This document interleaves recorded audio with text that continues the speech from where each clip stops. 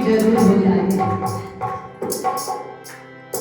किसी को अपने परिवार से प्रेम है, माता को अपने पुत्र से प्रेम है, पिता को अपनी पुत्री से प्रेम है, प्रिया को अपने प्रीतम से प्रेम है। लेकिन प्रेम में फर्क है। जो प्रेम संसार से जुड़ा है वो बंधन है, और जो प्रेम प्रभु से जुड़ा है वो बंधन को मुक्त कर लेता है। इसीलिए प्रेम करो, लेकिन उसी से करो जो आपको संसार के बंधनों से मुक्त करा दे, ना कि आपको संसार के चक्रों में फंसा दे। प्रेम तो करना ही है। कहते हैं कि हाथ तो किसी ना किसी ने पकड़ना ही है, तो क्यों ना उसको पकड़ा दे। संसार में कोई ना कोई तो हमारा होगा ही, लेकिन उसको अगर हमने अपना बना लिया तो संसार के बंधनों से मुक्त हो जाएंगे। और क्या हुआ? सदा उनके चरणों में प्रेम को पाते रहेंगे। यारियां यारियां जगतों में यारियां,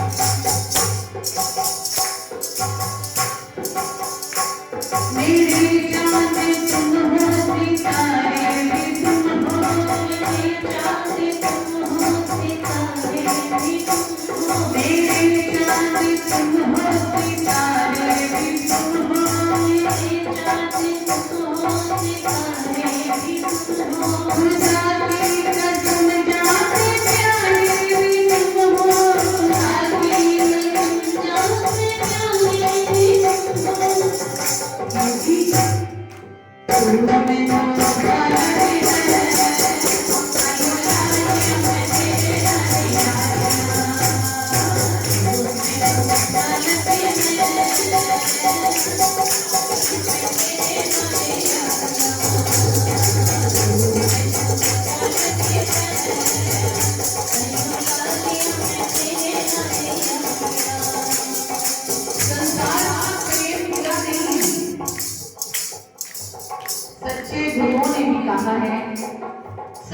महापुरुषों ने सभी ने कहा है कि संसार बुरा नहीं है, लेकिन संसार को अगर हमने मन में बसा लिया, अपने मन में हमेशा संसार की ही चिंतन होता रहा, तो वो संसार हमें बुराइयों की तरफ ले जाएगा।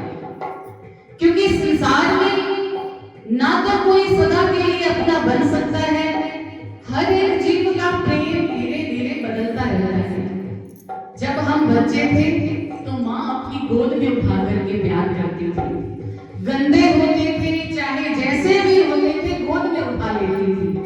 फिर हम थोड़े बड़े हुए तो माँ हमारे गंदे कपड़ों को कहती है पहले झाड़ के आ, फिर तुझे गोद में उठाऊंगी।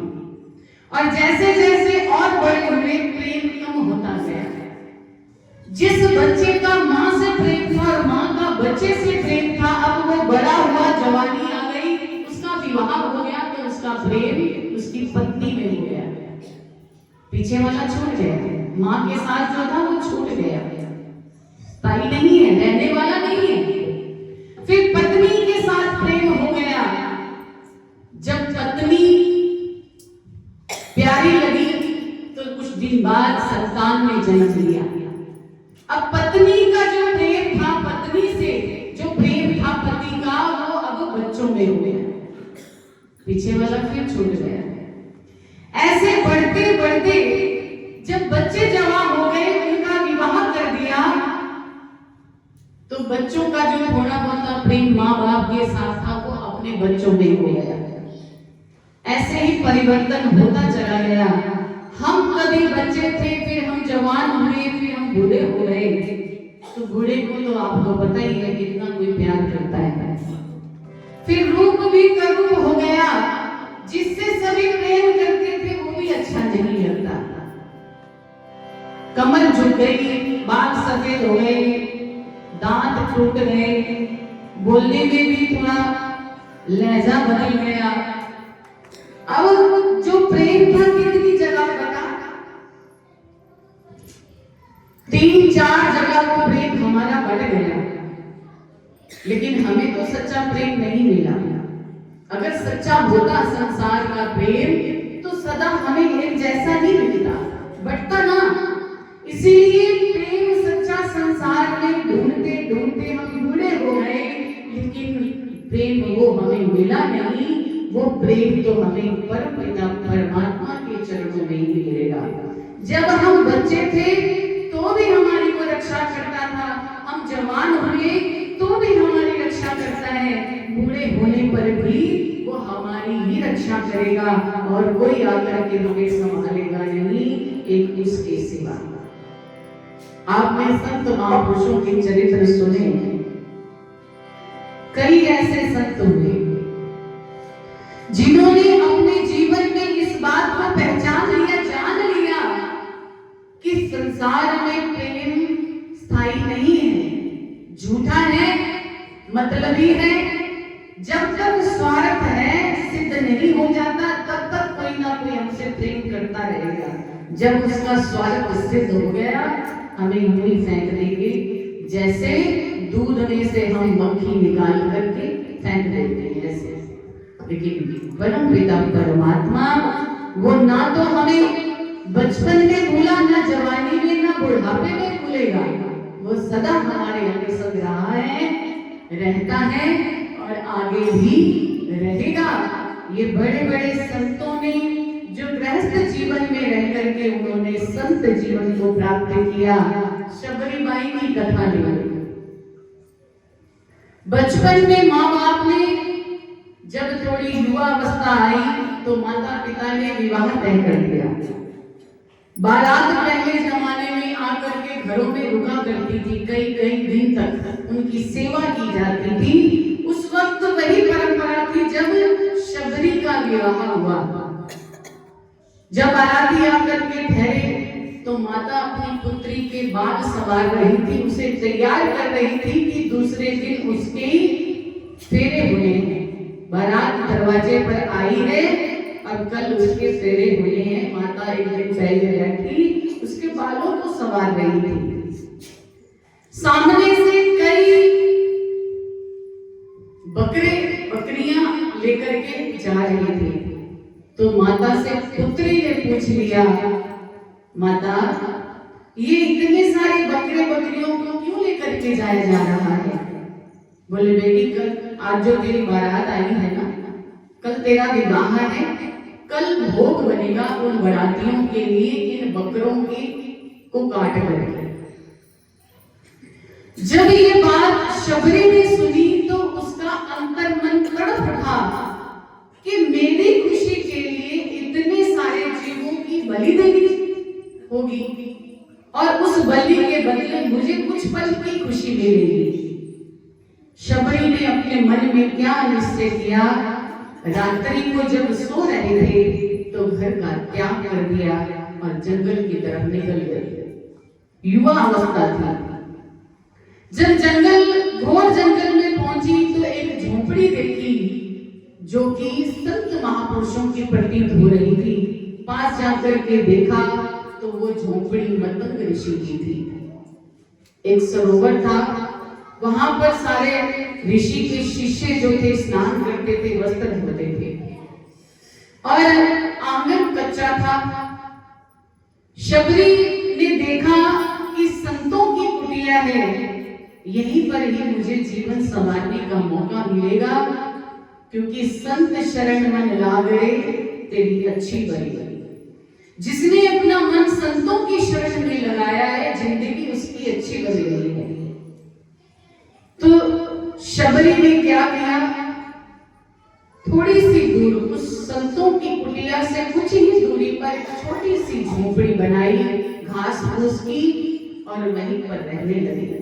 सुबह को जब ब्रह्म मुहूर्त होता, संत महापुरुष उनके उठने से पहले शबरी उठती और आंगन को बुहारती, उनकी पूजा के लिए फूल इकट्ठे करती और कुछ फल उनके भोग के लिए इकट्ठे करके आश्रम में एक उस सरोवर के कोने में रख जाते। उसे पता था कि यहाँ ऋषि स्नान करने आएंगे।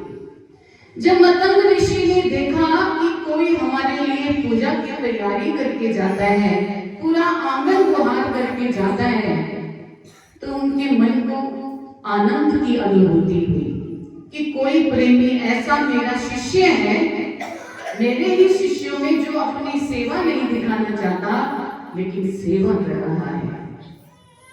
करते करते कुछ दिन बीत गए। सभी शिष्यों के बारे में जानने की कोशिश की। कोई ऐसा शिष्य नहीं था जो सुबह जल्दी उठ करके गुरुदेव से पहले आंगन को बुहारे और वन में जाकर के फलों को तोड़ करके, फूलों को तोड़ करके ले आए। बहुत दिन से ध्यान दे रहे थे मतंग ऋषि, कोई ऐसा शिष्य नहीं मिला। आज ऋषि ने सोचा कि लगता है कोई बाहर का ही है जो आकर के मेरे आंगन को बुहारता है और पूजा की सारी सामग्रियां इकट्ठी करता है। देखा सुबह अमृत के वेले में प्रभात होने से पहले ही शबरी आंगन में झाड़ू लगा रही थी। तो आकर के मतंग ऋषि ने पूछा, बेटी तुम कौन हो और यहाँ चोरी चुपके आकर के तुम झाड़ू लगा रही हो? तुम ये सेवा सबके सामने भी कर सकती हो। तब शबरी ने कहा, महात्मन मैं छोटी जाति की हूँ, अगर मैं आपके शिष्यों के सामने आकर के सेवा करूंगी तो आपके शिष्यों को अच्छा नहीं लगेगा, शायद आपको भी अच्छा ना लगे, इसलिए मैं अंधेरे में ही आकर के आपके इस आश्रम की सेवा कर जाती हूँ। तब ऋषि बहुत प्रसन्न हुए। उन्होंने समझाया, शबरी जात पात तो इंसानों की बनी है, इंसान पैदा एक जैसा ही होता है, उसके बाद जैसे परिवार में उसका जन्म होता है वही परिवार उसे जात पात में बांट देता है।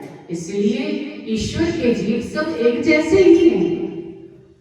शबरी को जब ऐसा गुरुदेव ने ज्ञान दिया तो शबरी अपनी आंखों में आंसू भर करके कहने लगी, गुरुदेव मेरे मन की एक ही इच्छा है, मैं उस राम को पाना चाहती हूँ जिस राम के पा लेने से जन्म जन्म के कष्ट दूर हो जाते हैं, आवागमन से मुक्ति मिल जाती है। मैं उसी राम के दर्शन करना चाहती हूँ। तब गुरुदेव ने कहा था, शबरी मन की आस कभी टूटने मत देना, अपने मन का विश्वास कभी डोलने मत देना। राम आएंगे, अवश्य आएंगे और तुझे दर्शन देकर के जाएंगे। शबरी ने अपने गुरुदेव के इन वचनों को सुना और कहते हैं कि बाल्यावस्था से युवावस्था, युवावस्था से बुढ़ापा आ गया, तब तक शबरी ने अपनी आस नहीं तोड़ी। वो एक ही आस पर बैठी है। गुरुदेव भी अंतर ध्यान हो गए, अपनी देह का त्याग करके चले गए, लेकिन शबरी की आस आज तक भी नहीं टूटी। कई वर्ष हो गए शबरी को अपने राम की इंतजार में। गुरु का एक वचन था कि शबरी राम आएंगे, अवश्य आएंगे। ये नहीं कहा था कल आएंगे कि परसों आएंगे या बरसों आएंगे। कहा था बस गुरुदेव ने कि शबरी राम आएंगे। और आप सब जानते हो राम आए और भगवान श्री राम ने शबरी को नवदा भक्ति प्रदान की और उसे देह समेत ही अपने धाम में ले गए। देह के साथ कोई जा सकता है भला? देह का त्याग करके ही जीव जो जिसने जन्म लिया है इस धरा पर वो जाएगा, लेकिन शबरी थी जो अपनी देह के साथ ही प्रभु के धाम को गई थी। कैसे? एक विश्वास था, गुरु के वचनों का विश्वास था कि शबरी राम आएंगे तेरा उद्धार करने। और बचपन में ही वो जान रही थी कि संसार का प्रेम सच्चा नहीं है, स्वार्थी है। लेकिन हम जीव क्यों नहीं इस बात को समझ पाते? संसार का प्रेम जिसमें दिन रात अपने आप को लगाए हुए हैं, वो हमारा कभी अपना है ही नहीं, ना था, ना है, ना होगा। जितना मर्जी किसी के लिए आप कर लो, अपनी संतान के लिए कर लो, बड़े बुजुर्ग अपने पोते पोतियों के लिए कर लो, कल को इन्होंने किसी को नहीं पूछना। समय ऐसा आ रहा है, जो पहले का समय था, आज तक किसी ने बड़े बुजुर्गों की उतनी सेवा और प्रेम नहीं किया जितनी हम आस लगाए बैठे हैं। तो क्या इसकी गारंटी है कि वो आपका साथी बनेंगे, आपके बुढ़ापे की लाठी बनेंगे? इसकी कोई गारंटी नहीं। इसीलिए अपने गुरुदेव के वचनों को याद किया करो कि मेरे गुरुदेव ने कहा है, अंतर आत्मा में अपने परमात्मा को खोजो, जो तुम्हारे अंदर ही बैठा है, उसको पालो। और जब उसको पा लिया तो आप आवागमन से मुक्ति पा जाओगे। कल बैठे हुए चर्चा चल रही थी कहीं कि हर जीव को सब कुछ है, मैं किसी के आगे क्यों झुकूं? कहते हैं कि जब तक जीव झुक करके परमपिता परमात्मा से अपनी गुहार नहीं लगाता, कहते हैं कि मूर्तियों के सामने तो झुक जाएगा, लेकिन जो मूर्तियां परमात्मा ने बनाई उनके सामने झुकना स्वीकार नहीं करता। एक बच्चे ने बहुत सुंदर कविता में वर्णन किया कि ऐ परमपिता परमात्मा, एक मूर्तिकार भी मूर्ति बनाता है और तू भी मूर्तियां बनाता है। तेरी बनाई हुई मूर्ति मेरी बनाई हुई मूर्ति के आगे शीश झुकाती है, लेकिन तेरी बनाई हुई मूर्ति को कभी उसके आगे झुकना स्वीकार नहीं करती। क्यों? क्योंकि उसके अंदर का अभिमान इतना है कि वो अपने आप को झुकने के लिए, परमात्मा से जुड़ने के लिए अपने आप को तैयार नहीं करता। जिस दिन उस जीव ने अपने आप को झुकना सीख लिया, अपने आप को तैयार कर लिया कि मैं तो सबका दास हूं, ना जाने किस रूप में नारायण दिखलाएं, कौन है नारायण के भेष में जो हमारे सामने बैठा हो, या हमारे किसी परिवार में ही आकर के वो बैठ गए, किसी का रूप लेकर के हमारे सामने आ गया हो। अगर हम अपने परिवार से अकड़ करके बात करते हैं या अपने परिवार के सामने झुकना नहीं चाहते, या किसी भी व्यक्ति के सामने झुकना स्वीकार करते तो परमात्मा भी हमें वो दुलार नहीं देंगे जिसकी हमें जरूरत है।